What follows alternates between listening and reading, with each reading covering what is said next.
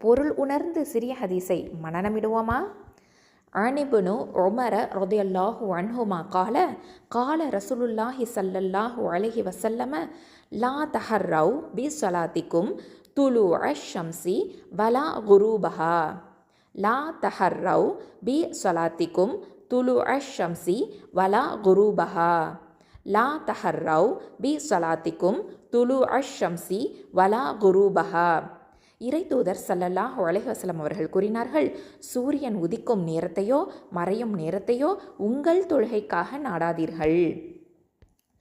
அதாவது வார்த்தைக்கு வார்த்தை பொருள் என்ன அப்படின்னு தெரிஞ்சுக்கலாம்.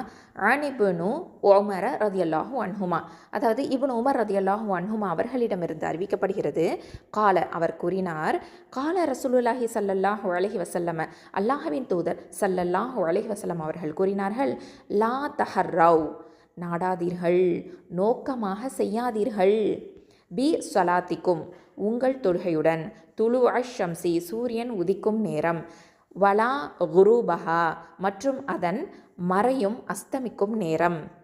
சூரியன் உதிக்கும் நேரத்தையோ மறையும் நேரத்தையோ உங்கள் தொழுகைக்காக நாடாதீர்கள். அதாவது அந்த நேரத்தில் நம்ம சலா பண்ணக்கூடாது, நமாஸ் செய்கிறத தவிர்க்கணும் அப்படிங்கிறத நமக்கு இந்த ஹதீஸ் தெளிவுபடுத்துது. அதாவது இந்த ஹதீஸில் தொழுகையின் நேரம் இது எவ்வளவு முக்கியத்துவம் வாய்ந்தது அப்படிங்கிறத நபி ஸல்லல்லாஹு அலைஹி வஸல்லம் அவர்கள் நமக்கு சொல்லிக் கொடுக்குறாங்க. எந்த நேரத்தில் தொழலாம், எந்த நேரத்தில் தொழக்கூடாது அப்படிங்கிறத இந்த ஹதீஸ் நமக்கு கற்றுக் கொடுக்குது. அது மட்டும் இல்லாமல் சூரியன் உதிக்கும் அப்புறம் மறையும் நேரம் நமக்கு தடையான ஒரு நேரம். ஏன்னா அந்த நேரங்களில் தொழுகை செய்கிறது அப்படிங்கிறது விரும்பத்தக்கது கிடையாது. என்ன காரணம் அப்படின்னு சொன்னால், முஷ்ரிக்குகள், அதாவது இணை வைக்கிறவங்க அந்த நேரங்களில் சூரியனை வணங்குவாங்க. இஸ்லாம் ஒரு தனித்த அடையாளம் கொண்ட மார்க்கம் இல்லையா? முஸ்லீம்கள் மற்ற மதங்களை ஃபாலோ பண்ணுறவங்கள நம்ம ஃபாலோ பண்ண மாட்டோம்.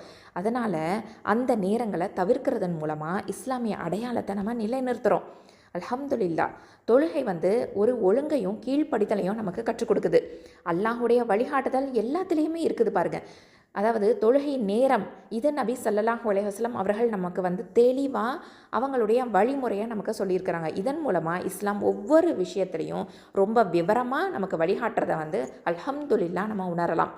அல்ஹம்துலில்லாஹ்.